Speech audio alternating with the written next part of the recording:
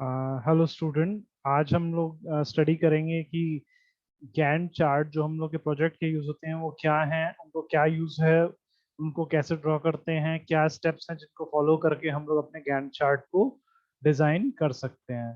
तो हम लोग सबसे पहले स्टार्ट करते हैं गैंट चार्ट तक। इसको सबसे पहले इन्होंने लॉरेंस गैंट उन्होंने इन्वेंट किया था, और उनके नाम के ऊपर ही इसको हम लोग क्या कहते हैं, गैंट चार्ट कहते हैं। ठीक है। अब इसके अंदर हमारे गैंट चार्ट होता है। गैंट चार्ट हमारा जो पर्पस क्या है यूज करने का, it is use to illustrate the relationship between the project and activity and time. तो ये आपके प्रोजेक्ट के अंदर यूज होने वाली जो एक्टिविटीज होती हैं, जैसे एक प्रोजेक्ट में आपकी मल्टीपल एक्टिविटीज हो सकती हैं, और उन एक्टिविटीज के बीच में जो किस टाइम पे कौन सी एक्टिविटी परफॉर्म होगी, किस तरह वो एक दूसरे से कुछ एक्टिविटीज होंगी जो आपस में रिलेटेड हैं। तो आप उनको या उनके बीच में एक सर्टेन सीक्वेंस होगा कि कुछ एक्टिविटी के सीक्वेंस के ऑर्डर में ही फॉलो होती होंगी, और इतना टाइम किस टाइम रेशियो पर रिलेटेड है, कौन सी पहले होगी कौन सी उसके बाद होगी। तो ये रिलेशनशिप हम लोग गैंट चार्ट में शो करते हैं। It is use to show multiple projectivity on one chart.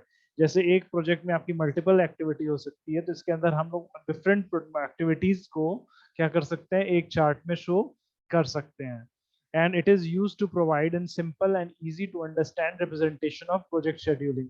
तो इसके अंदर हम लोग, जैसे कि हम लोगों ने पढ़ा था पार्ट में, इस तरह से अंदर हम लोग क्या कर देते हैं, हम लोग इसके अंदर हम लोग किसी भी प्रोजेक्ट में जिसमें मल्टीपल एक्टिविटी हैं, उनको बड़े सिंपल वे में हम पूरी एक्टिविटी को चार्ट फॉर्म में और टाइम शेड्यूल के बेसिस पे हम लोग उसको दिखा सकते हैं। तो इसको देख करके आपके प्रोजेक्ट में क्या क्या एक्टिविटी होंगी, बहुत ही क्लियर आइडिया आपको लग जाता है कि इस प्रोजेक्ट में हमारी क्या क्या एक्टिविटी होंगी, कौन कौन सी एक्टिविटी किस टाइम पे होंगी, कौन सी एक्टिविटीज आपस में रिलेटेड हैं या उनके बीच में क्या ऑर्डर है।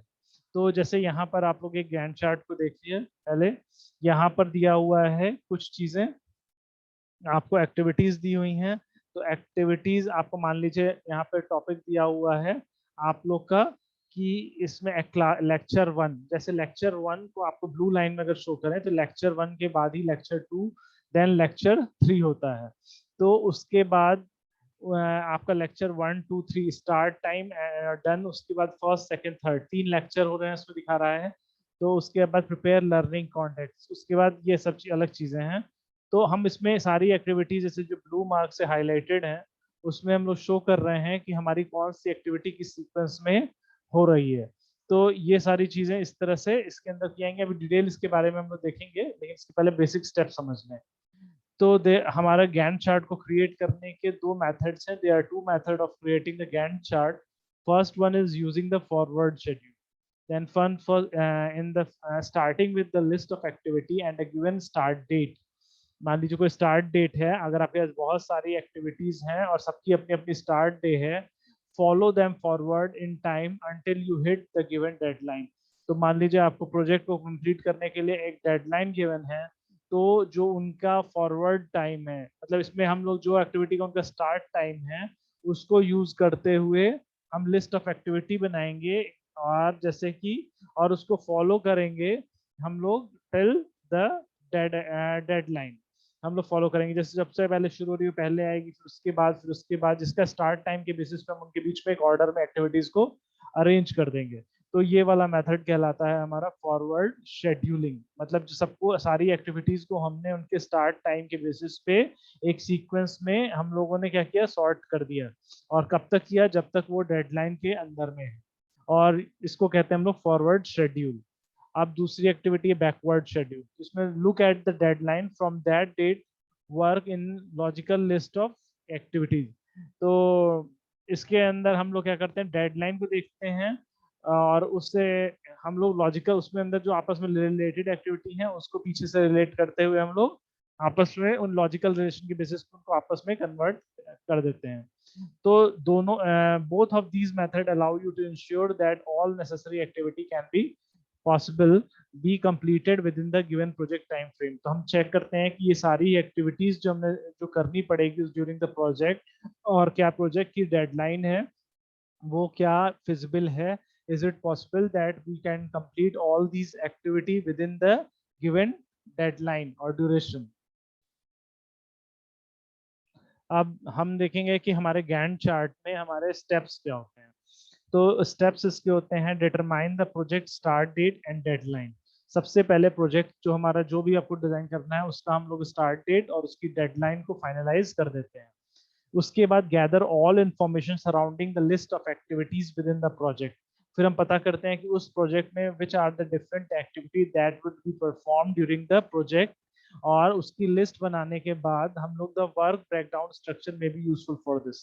इसको इस तरह करते हैं कि अगर आप लोग उनके बीच में एक स्ट्रक्चर क्रिएट करना चाहते हैं कि how these activity will perform, what will be the sequence of the activity, तो इसके लिए हम अपने काम को ब्रेक में करना, टुकड़ों टुकड़ों में करना चाहते हैं, तो हमें ये लिस्ट काम आती है।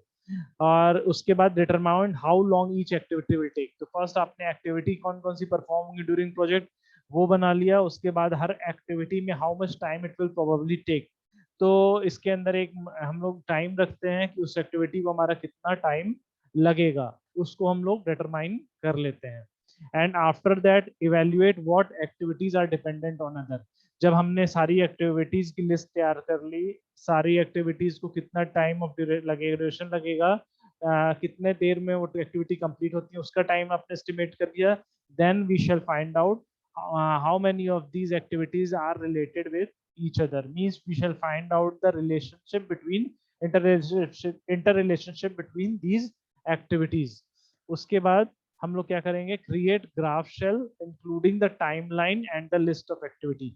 उसके बाद हम इन सारी चीजों को एक ग्राफ की तरह में रिप्रेजेंट करेंगे। और इसको बनाते समय हम ये ध्यान रखेंगे कि जो एक्टिविटीज आपकी टाइमलाइन में जिस ऑर्डर में है वो उस ऑर्डर में ही उसके अंदर बनी हुई हो। तो इसको बनाने के लिए आप लोग फॉरवर्ड शेड्यूलिंग भी यूज कर सकते हैं या आप लोग बैकवर्ड शेड्यूलिंग भी यूज कर सकते हैं। तो फॉरवर्ड शेड्यूलिंग बैक जो भी आपको ठीक लगे। तो इसके लिए हम लोग एड बार्स का यूज करते हैं to include interdependency and the full duration of activity. तो ड्यूरेशन ऑफ एक्टिविटीज को हम लोग मार्क करने के लिए बार यूज करते हैं और उसकी इंटरडिपेंडेंसी को शो करने के लिए भी हम लोग यूज करते हैं। तो जैसे मान लीजिए कि कंसीडर द फॉलोइंग एक्टिविटीज हम लोग देख रहे हैं। मान लीजिए कि रीड लेक्चर, तो ड्यूरेशन 21 डेज एंड डिपेंडेंट नहीं है लेक्चर, तो आपको रीड करने के लिए नो डिपेंडेंसी, तो हम उसको कहेंगे नॉट नो डिपेंडेंसी, मैंने लिख दिया नॉट अवेलेबल। तो कंडक्ट लेक्चर रिव्यू, तो लेक्चर रिव्यू आपका डिपेंड करता है कि लेक्चर वो हो, तो इसकी डिपेंडेंट ऑन वन एक्टिविटीज है और ये लेक्चर रिव्यू लिया जाएगा 14 डेज। तो अरेंज क्लाइंट्स विजिट्स, तो 7 डेज, ये भी किसी पे विजिट नहीं करता है, प्रिपेयर करता है, क्लाइंट बाहर से हैं। और प्रिपेयर सर्वे, तो 5 डेज, ये दोनों हमारा क्लाइंट्स जो आएंगे और उसके ऊपर भी डिपेंड करता है, और लेक्चर हो उसके ऊपर भी डिपेंड करता है। कंडक्ट सर्वे, तो ये 14 डेज है, चूंकि लिटरेचर रिव्यू 14 डेज हो रहा है तो 14 डेज ही होगा। और ये अभी बाकी की सारी चीजों पे, कंडक्ट सर्वे में सारी चीजों पे ही डिपेंड करेगा। तो एनालिसिस सर्वे है आपका, ये भी उन सब चीजों पे एनालिसिस करने के लिए कंडक्ट होना भी जरूरी है, तो बाकी सारी एक्टिविटीज पे डिपेंडेंट है। तो आप लोग लिखेंगे टोटल राइटअप आपका जो बन रहा है अराउंड मैक्सिमम आपका जा रहा है कि आपका 21 डेज लेक्चर के बाद जो आप कर रहे हैं, तो आप लोग इस चीज को राइटअप 30 डेज। तो प्रोजेक्ट स्टार्ट डेट 1 सितंबर जिस दिया गया है, तो डेडलाइन इसने दिया है मैक्सिमम 20 डेज में आपका 20 दिसंबर। आपने टोटल जितने भी डेट ड्यूरेशन सब में कितनी कितनी लगेगी सबको आपने ऐड कर लिया, और सबको ऐड करने के बाद ये डेट आपकी आ रही है करीब 20 दिसंबर। तो इसके बेसिस पे आपने प्रोजेक्ट की स्टार्ट डेट और डेडलाइन को डिक्लेयर कर दिया। तो इसमें हम लोग देख रहे हैं हमारा जो प्रोजेक्ट था, जो काम था, जिसके अंदर हम लोग एक पूरा लिटरेचर था, लिटरेचर को इसके आपका लिटरेचर को रिव्यू किया जा रहा है, तो उसमें कितना टाइम लगेगा, अलग अलग चीजों को टाइम दे करके, और कौन किस पे डिपेंडेंट है, डिपेंडेंसी का एक अलग कॉलम बनाया गया है, और सबकी ड्यूरेशन लिखी गई है। सबसे पहला स्टेप था, पहले एक्टिविटीज फाइंड आउट की गई। सेकंड स्टेप, सबकी ड्यूरेशन फाइंड आउट की गई।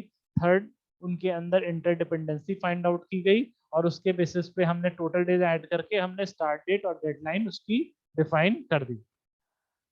अब स्टेप 4, हमारा स्टेप 5 सॉरी ये क्या होगा, इसमें हम लोग इसको बार फॉर्म में करेंगे कि step 1 to 4 are already complete, we need to create a graph shell. अब हमारे जो 7 एक्टिविटीज थी उसको हम एक चार्ट फॉर्म में दिखाएंगे, और टाइम के बेसिस पे एक एक्सेस पे टाइम होगा और एक एक्सेस पे हमारी एक्टिविटीज होंगी। अब हम इनके बीच में देखिए, अब इनको शो करने के लिए हम लोग क्या कर रहे हैं हम लोग दिखा रहे हैं कि रीड लेक्चर, तो लेक्चर्स हमारे की ड्यूरेशन थी 21 डेज, और कंडक्ट रिव्यू, जैसे कि हमारा जो रिव्यू था वो हमारा था कंडक्ट लिटरेचर रिव्यू, वो 14 डेज का था। तो देखिए 14 डेज मतलब 2 वीक्स हमने कंडक्ट लेक्चर रिव्यू को शो किया।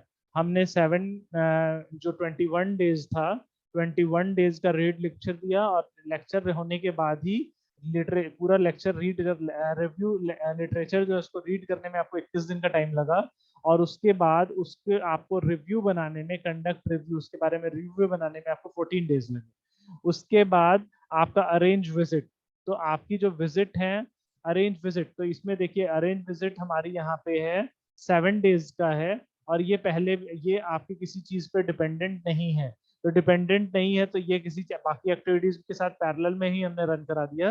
तो आप देख सकते हैं कि अरेंज विजिट जो है हमारा है वो फर्स्ट वीक में अलोंग विद द, हम लोग ये काम पैरेलल में कर सकते हैं during which the lecture were going on, तो जब चल रहे थे। तो उसके बाद हम लोग का है नेक्स्ट, सॉरी इसमें हम लोग ने अब देखेंगे कि हमारा प्रिपेयर सर्वे में है हमारा 1 and 3, ये दो चीजों पे डिपेंडेंट है, 1 and 3 और 5 डेज का है। तो हम इसको, हम लोग 1 and 3 पे डिपेंडेंट है। तो 1 and 3 दोनों आपस में इंडिपेंडेंट हैं, क्योंकि अरेंज विजिट प्रिपेयर सर्वे, सर्वे जो विजिट होगी क्लाइंट जो हमारे होगा सर्वे वो करेंगे, तो उनको वो 1 और 3 पे डिपेंडेंट है, तो दोनों ही 1 और 3 आफ्टर थर्ड वीक हो जा रही हैं। तो ये आपकी पैरेलल में चल जाएगी प्रिपेयर सर्वे, तो ये आपकी फोर्थ वीक में कंडक्ट हो गई। नेक्स्ट है हमारा कंडक्ट सर्वे। कंडक्ट सर्वे जो हमारा है वो आपका 4 पे प्रिपेयर सर्वे के बाद पे डिपेंड करता है, प्रिपेयर सर्वे पे डिपेंड करता है। तो प्रिपेयर सर्वे जैसे ही खत्म होगा, इसकी टाइम ड्यूरेशन है 14 14 डेज। तो इसको देखिए हमने 14 आफ्टर जैसे ही वो कंप्लीट हुआ 14 डेज का हमने इसके अंदर टाइम असाइन कर दिया कंडक्ट सर्वे को। उसके बाद आपका एनालिसिस ऑफ द सर्वे, वो आपका कंडक्ट सर्वे होने के बाद ही हो सकता है, तो वो ड्यूरेशन 10 टाइम है, डेज है। तो हमने उसको भी यहाँ पे 10 डेज में दिखा दिया। तो 10 डेज का आपने एनालिसिस का 10 डेज लिखा है, तो हमने उसको लगभग 2 वीक का टाइम यहाँ पे दिया है। हम लोग वीकली वाइज डील कर रहे हैं, तो हमारा जो एक्सेस है वो वीक के टर्म्स में डिवाइडेड है, तो हमने उसको 2 वीक्स असाइन किए हैं। और राइटअप हमारा जो है वो लगभग 30 डेज है, तो लगभग हमारा देखा जाए तो 4 वीक्स का है। तो ये 1 2 3 4 5 6 सब पे डिपेंड करता है। राइटअप सबसे लास्ट में होगा, तो ये सबसे अलग में जा करके आपका ये 4 से 5 वीक आपने दे दिया है, तो इसके लिए आपने राइटअप कुछ एक्स्ट्रा टाइम भी यहाँ दे दिया गया है। तो टोटल आपका ड्यूरेशन दिसंबर तक चली गई है। तो सितंबर में शुरू होने वाला आपको जो डेडलाइन दी गई थी 1 सितंबर से लेकर 20 दिसंबर, थोड़ा सा डेट बढ़ा करके इन्होंने अपने प्रोजेक्ट की डेडलाइन दी है कि इट्स पॉसिबल दैट बीच में कुछ छुट्टियां होंगी, कुछ काम होगा, तो कुछ वर्क डिले भी हो सकता है, तो कुछ मार्जिन लेके चलेंगे। तो इसके बेसिस पे हम लोग अपने एक्टिविटीज चार्ट को, इसको गैंट चार्ट कहते हैं। अब हम लोग बात करेंगे कि हमारा इससे क्या एडवांटेज है या क्या डिसएडवांटेज है। तो इसके अंदर it is a useful tool for displaying the time based information with in the project. तो इसके बेस पे हम लोग टाइम बेस्ड प्रोजेक्ट अपने को शो कर सकते हैं, हर एक्टिविटीज को शो कर सकते हैं, उनके बीच में टाइम को दिखा सकते हैं, कितना टाइम कौन सी एक्टिविटी लेगी। तो और ये बनाने में बहुत इजी है। This they provide a useful overview of project activities and good starting point the for the project planning. तो प्रोजेक्ट प्लानिंग में ये आपका अच्छे से यूज हो जाएगा। The chart are widely used and understood, तो ये बहुत कॉमनली यूज होता है और समझा इजीली समझ में आता है, वेरी इजी टू अंडरस्टैंड। इसकी सिंप्लिसिटी इसकी खासियत है। There exist several PC software package that allow you to build Gantt chart. तो बहुत से सॉफ्टवेयर पैकेजेस आते हैं जिसके अंदर आप लोग ऑलरेडी गैंट चार्ट बनाने के लिए फैसिलिटीज होती है। तो गैंट चार्ट की बात करें तो गैंट चार्ट की कुछ लिमिटेशंस भी हैं। गैंट चार्ट की लिमिटेशन है कि Gantt chart does not explain the reasoning behind the chosen duration. आपने जो ड्यूरेशन असाइन की it's totally dependent on the developer, इसका कोई मैथमेटिकल फॉर्मूला या वो चीज नहीं है, तो ये थोड़ा सा इसको वेरीफाई नहीं कर किया जा सकता है। तो Gantt chart is very difficult to update when changes to the project plan takes place. तो इसमें कुछ एक्टिविटीज अगर कुछ चेंजेस करते हैं तो सब डिपेंडेंट एक्टिविटीज को ध्यान में रखते हुए आप प्लान बनाते हैं, पूरा का पूरा स्ट्रक्चर ही मॉडिफाई या चेंज होने लगता है। तो this makes it very time consuming and results in long term planning being very difficult. तो चूंकि ऐसा बड़े प्रोजेक्ट में ऐसा हम लोग को चेंज करना पड़ता है, तो ये आगे के तौर पे करने में आपको थोड़ा सा मुश्किल हो सकता है, क्योंकि ये कह सकते हैं ये इजीली एडिटेबल नहीं है। मॉडिफाइड इजी करना इसको ज्यादा इजी नहीं है। तो Gantt chart encourages a one step approach to planning। तो ये एक स्टेप है, this prevent flexibility in the project planning. ये प्रोजेक्ट के अंदर आप लोग का फ्लेक्सिबिलिटी को रोकता है, ज्यादा फ्लेक्सिबिलिटी नहीं देता है। लेकिन आज के टाइम में जो modern Gantt chart using software PC can look very professional without actually having meaning. Prevent तो इसमें होते हैं preventing project team from challenging their content.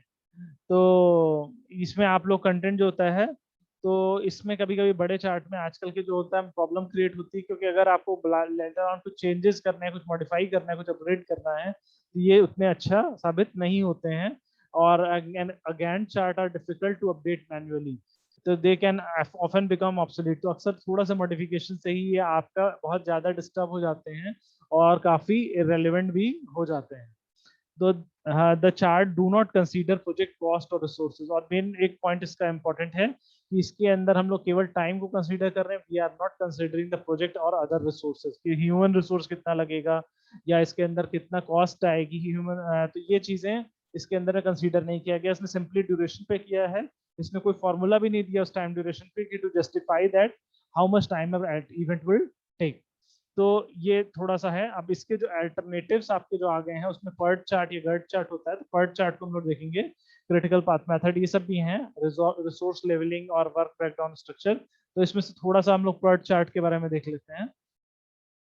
तो पर्ट चार्ट क्या होता है? पर्ट चार्ट इसका अल्टरनेटिव है गैंट चार्ट का। तो program evaluation and review technique, तो ये होती है जो कि गैंट चार्ट का एक अल्टरनेटिव है और कॉमनली यूज होता है। तो इसके बारे में डिस्कस कर लेते हैं। Also a very traditional project planning technique, it is also a project planning technique.